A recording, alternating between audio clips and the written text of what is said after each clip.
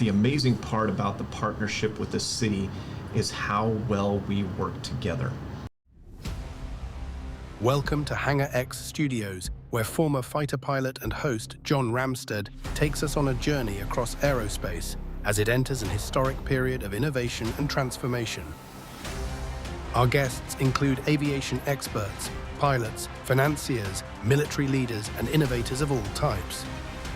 Buckle up for another episode of Hangar X.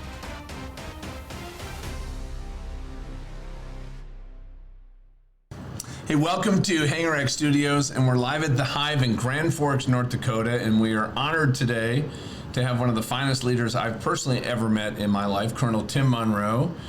Tim, welcome to the podcast. John, thanks for the invitation. Certainly great to be back in the Hive, and I can't tell you how much I appreciate our friendship, your mentorship, because we've been able to work together in professional capacities over the year. And I'm really grateful for the opportunity to talk about what's going on in the Air Force and what we're doing at Grand Forks Air Force Base. Yeah, and Grand Sky, and also the city. And now you're the commanding officer of the 319th Reconnaissance Wing, which is one of the most critical and strategic major commands in the Air Force for intelligence, surveillance, and reconnaissance, not just domestically, but globally. Could you share a little bit about just the mission of the 319th? And because there's how many? A dozen? 16 different commands that roll up underneath the different groups and up into the wing, right? So it's a very global and complex command. Yeah, it certainly is. So just in terms of organizational structure, underneath headquarters Air Force, we have different major commands. The one that we directly report to is Air Combat Command. Through Air Combat Command, the 16th Air Force, and then we are an Air Force wing, so the 319th Reconnaissance Wing. We've got a number of squadrons, which are our lowest tactical echelon units. And I'm certainly very proud to talk about what we are doing around the globe. We call ourselves the Griffins, and the wing emblem has these big wings, and those wings are very symbolic of the fact that our mission literally wraps around the globe. We operate a couple of different weapon systems. The first is the RQ-4 Global Hawk. It's a high-altitude surveillance platform. Now that's the size of it has wings the size of a 737, correct? That's exactly right. It's not a small drone. Definitely not. And for people that are seeing it for the very first time, that's sort of the shock factor of it. I mean, its body certainly isn't the size of a 737, but its wingspan, it is a massive airplane. Yeah. And it's big like that because it flies at very, very high altitudes. And so the wing is optimized to function in that really, really thin air. So you can be high and have a long loiter time too. I'm guessing that time on station is important. Time on station, very important for the type of mission that we do. As a matter of fact, our wing last year, calendar year 2024, broke a world record for the longest unrefueled military flight. And we flew an RQ-4 Global Hawk for 34.8 hours continuously. No kidding. It's an incredible piece of technology, and to your point, it has global reach. Yeah. We have different operating locations around the world, and it's worth your audience understanding that just very briefly. Our first operating location is at Andersen Air Force Base on the island of Guam, way down in the beautiful South Pacific. From Guam, that allows us to fly one of these airplanes into very sensitive places of national strategic interest in the Pacific. Yeah, that's all across Asia and the Middle East. You can reach from there. We'll typically fly our Asia sorties from Guam, and then on the other side of the world at Naval Air Station Sigonella on the island of Sicily, we've got another squadron that will launch our airplanes, and from there we can conduct our mission in the European theater, over the African continent, and in the Middle East for U.S. Central Command. Yeah.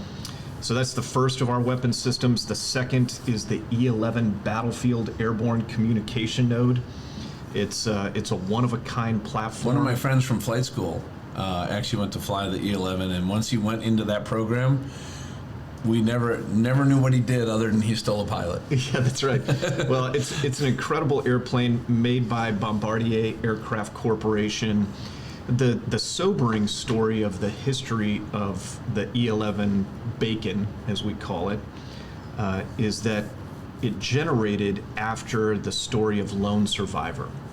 So if anybody's seen the movie Lone Survivor and how that Navy SEAL team had to struggle through suboptimal communication that led to a very tragic outcome, for the U.S. Air Force, we recognized that there was a gap. We called it a joint urgent operational need, and the BACN was a result of that. So it's a beautiful corporate executive body aircraft, but the back end where you would normally have all the really high-end appointments, that's all stripped out, and it's radio racks and other communication equipment that allows that weapon system to be a communication bridge over the battle space.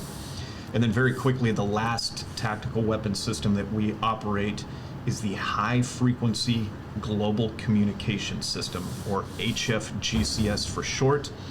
The great news story is that what's old is new again. So HF radios that you and I grew up learning to fly Sure. and use in our tactical weapon systems, that capability has not gone away, and it has really unique resiliency components that are bringing HF back into the forefront of military capabilities. So What's the advantage of that? Like, what's the reason that it became back to the forefront?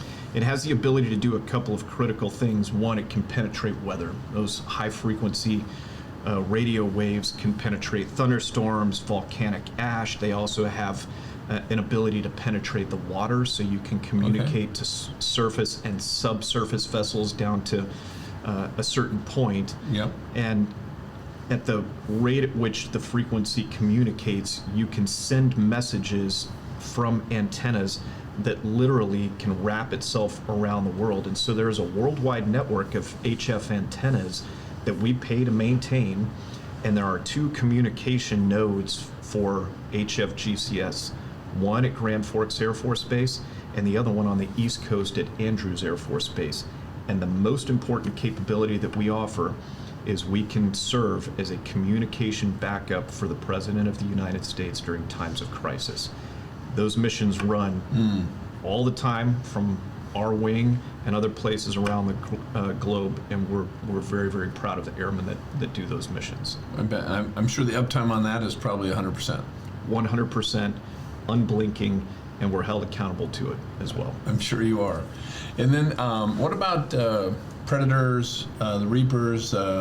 Is that still part of the wing and the capabilities? Not necessarily part of our wing. So in the Air Force portfolio, we have now retired the Predator, which was the MQ-1. We retired it a number of years ago. The focus for different parts of the Air Force organizational structure is the MQ-9 Reaper. And so we're conducting missions all over the world, the Pacific, the Middle East, the European theater. Those are done by a different wing in different organizations. However, on Grand Forks Air Force Base, in addition to our wing, we've got lots of mission partners that I know we're going to get to in our discussion. One of those is Customs and Border Protection. They fly the MQ-9 Reaper. I met some of the guys in our hotel lobby, and they were here. It was a Coast Guard Lieutenant Commander. Yes. I'm like, hey, what are you up here doing? He goes, oh, MQ-9 recurrency training. So he was up here to do some currency training, working for the border Customs and Border Patrol. Yeah, extremely important mission for national defense. We're really proud of the work that they do both on the northern border of the United States, and they're very active on the southern border, which is a priority for the nation right now.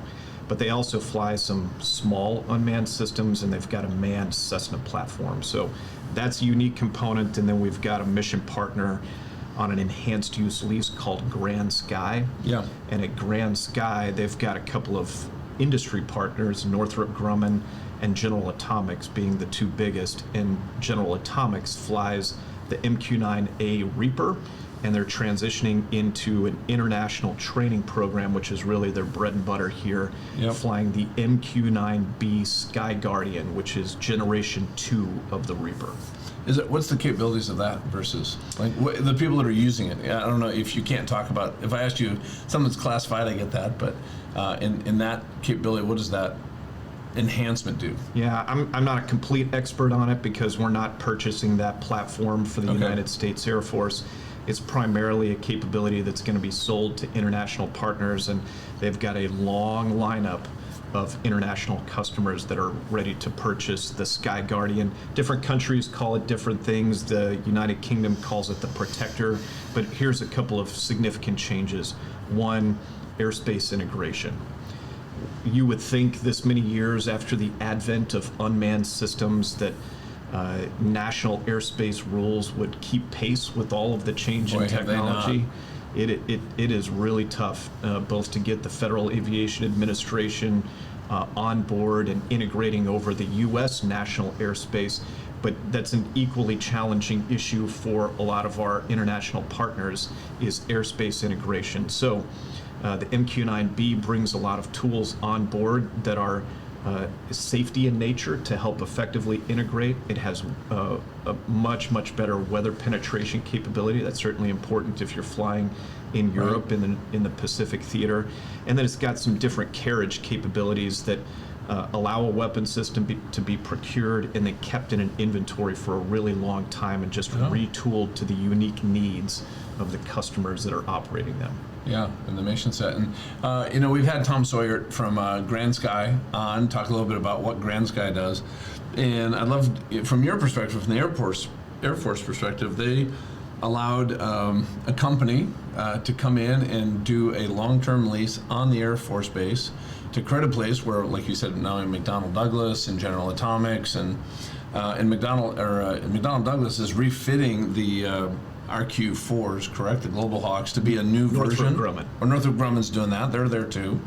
So from the Air Force perspective, what do you see the role of Grand Sky is to let a kind of a civilian company and civilian contractors have a base of operations on the Air Force Base? Is that a kind of a fair assessment of what it is? Yeah, so I think this is a bigger story of where the Department of Defense is in utility and utilization of these very big, very complicated federal military installations, and how over time you evolve with the changing nature of the strategic environment and how you can use a military installation as a power projection platform, an opportunity to partner and to discover new capabilities. Grand Sky is a bright spot for Grand Forks, North Dakota, the aviation world, and more specifically the unmanned systems world.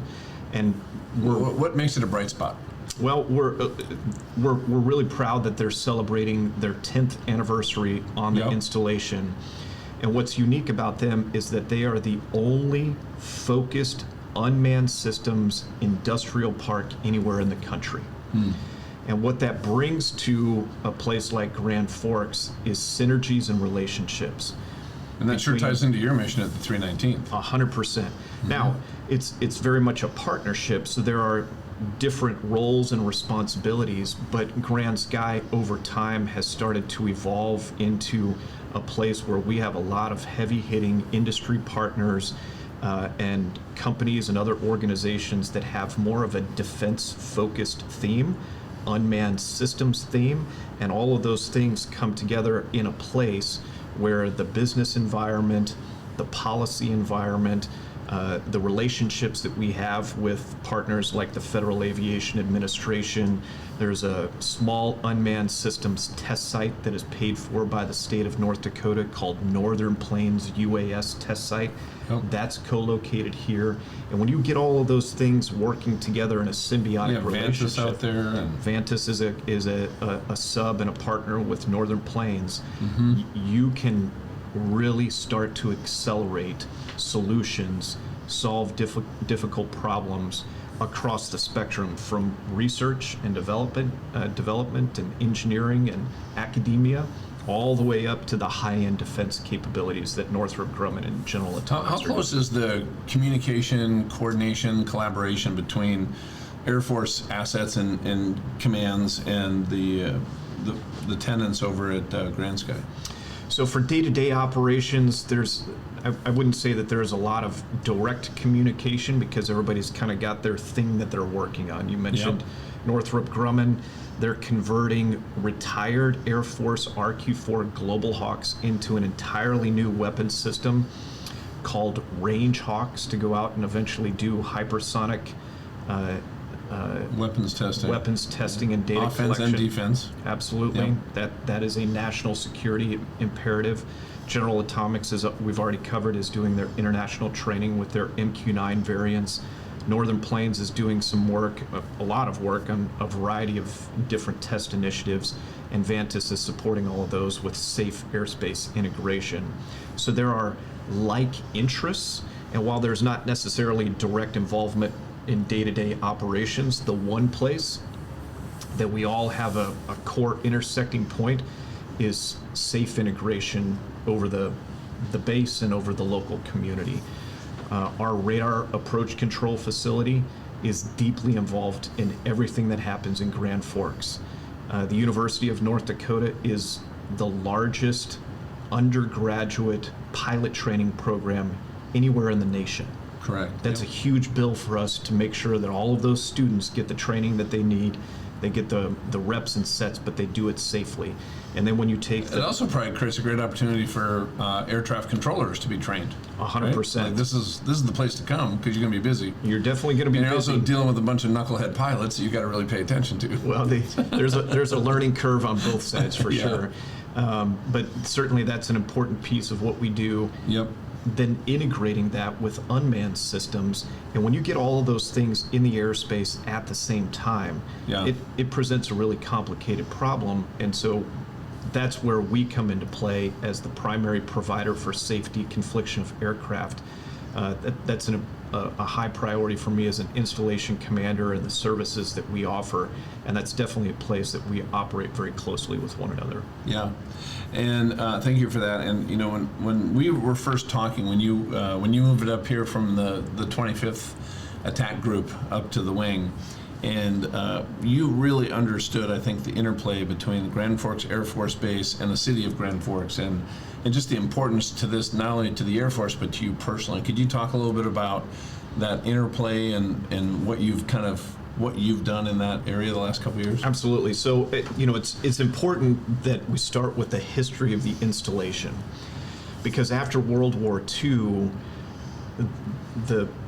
the world and its relationships had fundamentally changed, and there were a lot of eager local residents, farmers, national supporters, if you will, that got together and actually developed a conglomerate of farming stakeholders that donated land and offered it to the federal government and said, we will provide this property to you. We would like a military installation to be in North Dakota. Okay. That was in the 1950s. So they're basically sacrificing revenue-producing land because they wanted the Air Force here. Absolutely, and Yeah. and if for the audience, if they're not familiar with North Dakota, there is a lot of farmland here. Yeah. and it is the number one moneymaker in this state. That's a critical part of the economy of North Dakota. And so to have the hundreds and hundreds of acres that we do, and then to put a big piece of concrete out there and call it a runway, and then a taxiway, and then a tarmac, and then all of the buildings, eventually the missions came. And they have grown over time and contracted over time, from nuclear missile missions, nuclear B-52 strategic bomber missions, KC-135 tanker missions, Yep. and now the Global Hawk mission. And so the base has really evolved over time with what the world required, what the nation required. And this is where it gets into your question on the relationship with Grand Forks, North Dakota, because the amazing part about the partnership with the city is how well we work together. Yeah. We rely on one another for everything from medical care and quality of life initiatives to advocacy. And this is where the community here is exceptional. They're organized, they're vocal, they're engaged, and they do incredible things to help the growth of all of the businesses and all of the quality of life things that are in this city. Certainly the University of North Dakota is an important piece of that, but then this identity of the aviation world, the unmanned systems ecosystem, and the base is one of many components to that.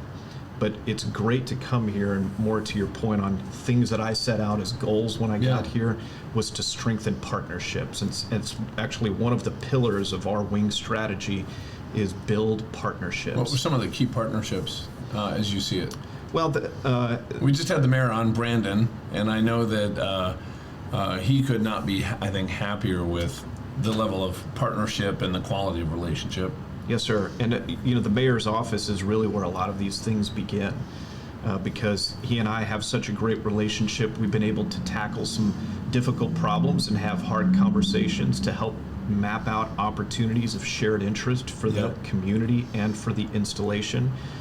We have really important relationships with Air and Space Force and Air Combat Command civic leaders. Those are the people I spend the most of my time working with to educate, inform. Now you say civic leaders that are actually here in Grand Forks. That's right? correct. And so these people. So those retired, or they're business leaders that were in the military, or kind of stakeholders in some way? Generally, most of our civic leaders don't have an association with the military. Okay. There's formal programs where we solicit interested parties, vet those people, and then ultimately get them into a program where they become appointed civic leaders. We do that at the major command level, so that's a 4-star command. Air Combat Command has a group of civic leaders, and then the Chief of Staff of the Air Force also has a group of civic leaders. The ones here are amazing partners. They're great leaders, but I work very closely with them because there are things where they can get out and advocate for us where maybe my job and runs into limitations, but we can share information with one another, talk about great Americans that are serving their nation in uniform, discover shared opportunities, and hopefully take those shared opportunities and turn them into shared solutions. Yeah, that's wonderful. And I'm just curious, I can see how Grand Forks and this entire ecosystem and how this has really become an epicenter of kind of unmanned aerial systems outside of the military, from small drones to large. How has the Air Force and the DoD been benefiting, I think, from the people in the ecosystem that's here back that way? It's a great question. I'll give you a couple of examples of how I see this playing out in real time. Yeah. One of the greatest threats that we have to military installations is small unmanned systems. We are late to need, and as in somebody shows up and launches a drone swarm because they want to do some damage, that would be hard to defend against right now. And folks can go out there and see things that are in open source where we have been caught off guard. Well, you just saw what happened in Kyiv in Ukraine from a drone swarm attack, and it was devastating. And this is a critical thing that I remind folks. It is not an over there problem. It's a here problem. Right here and right now. Right here and right now. And we've got a lot of ground to make up in many different ways. Certainly there's a piece of this that is, from my point of view, defensive and installation, point defense, making sure that your hard perimeter is protected, but then your soft perimeter, which is the air domain, it could be the electromagnetic spectrum, but you want to have freedom of maneuver in all of those things. That's a strategic priority. But it's also highlighted for us domestically where we have seams between organizations that affect policy, law enforcement, your military component, and what we need to do is find ways that we can break down those stovepipes, develop cross-cutting solutions, and that's where a place like Grand Forks is really effective, because where the military may bring a capability to bear, then you've got an organization like Northern Plains UAS Test Site that have different permissions, different capabilities, different partnerships, and we can get into a room and start talking about some things. And then you can bring in an organization like Vantis that's working on safe integration and air domain awareness solutions. and they bring a different perspective. Yeah. Industry brings a perspective. Academia brings a perspective. And So what I'm hearing is you're really talking about, to solve this problem, which is here and now, let's go find the stakeholders, both on the civilian and the military side, and let's get in a room, let's talk about what we can bring to solve this problem, because it's to everybody's benefit. Absolutely. And I think that's one of many benefits, and it's an example of why the relationships here are important, because they feed things in other places. Yeah, because you can start solving other problems, or sourcing, or airing out maybe other either issues or opportunities. Well, one would hope, and maybe you don't come up with the solution, but to your point, maybe you discover that there's another step that we need to take. And here's my example of that. A few weeks ago, the state of Grand Forks was very generous to invite myself and my counterparts, 2 wing commanders from Minot Air Force Base, Okay. to go to Bismarck and to provide remarks to a combined legislative session. And when you can engage your elected leaders and help to educate and inform them on a lot of the very difficult problems that you're trying to work, that's what spurs new And conversation. who initiated that? One of your civic leaders? One of our civic leaders, who is also one of our local elected officials, Okay. engaged a number of the leaders in Bismarck, to include the governor, and it turned into a formal invitation, and it turned into what we got as feedback as a highly informative and necessary session for a lot of very smart, capable elected leaders to hear and have some perspective from people who are part of the military. Yeah, wherever the military is, you're a big part of that local and state economy, and the more we can know each other and have these conversations, the better. So, because there's legislative priorities in a state that could probably either hinder or help your mission locally, I'm guessing. Absolutely, and that's where this point ultimately culminates, is if you get some of these things right, maybe it changes perspective, maybe it turns into policy, maybe it turns into law. Yeah. Those things can be benchmarked as best practices that then go to the 49 other states and other territories to go, hey, they're working on some things. Here's a shared example of how this has benefited the military, national security, and then it starts to propagate through the nation. Yeah, and you just keep getting gooder, which is a very high standard. It is a high standard.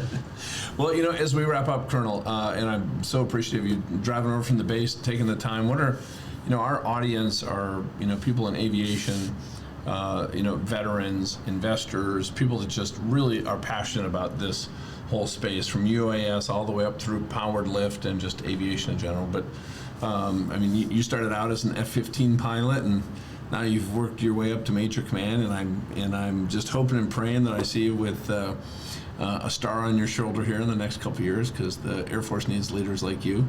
So, but what would be just some final thoughts to leave with everybody as they've been listening into the conversation? Well, I again appreciate the opportunity to share the story and brag on all of the thousands of airmen and great Americans that are dependents and family members that execute our mission every day.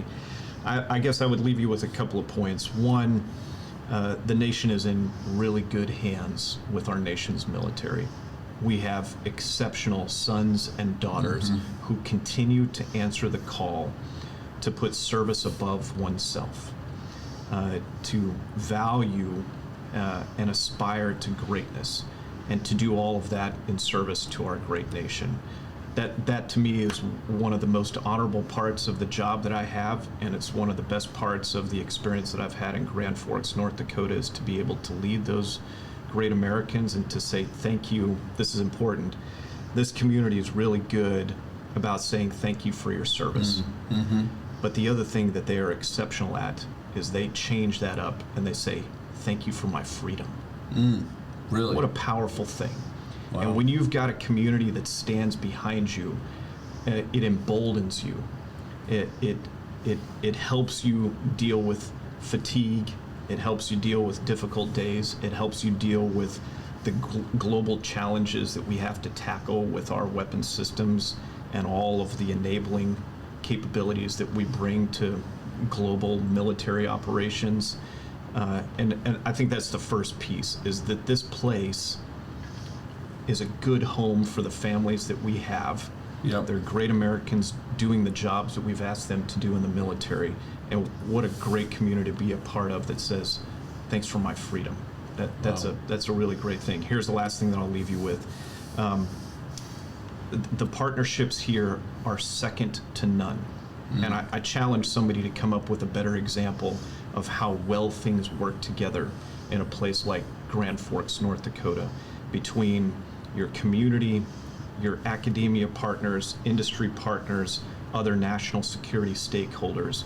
There is amazing stuff happening here, and it is a change in the narrative of the past 60 plus years that base has been a part of the community and the changing nature of the missions. Yeah. I don't know what that next mission is going to look like, but it's going to be a great addition, and it's going to be here for a really long time. Yeah, outstanding. Well, thank you for your time, sir. Yes, sir. And for your service, and for our freedom, for everybody listening. And just keep knocking them alive out there. And I can't wait to see what happens next in your career, too. And all those incredible officers that I know you've been developing and mentoring that are leading all those combatant commands underneath the wing. So it'll be great to see how all that evolves over time. Thank you very much. All right.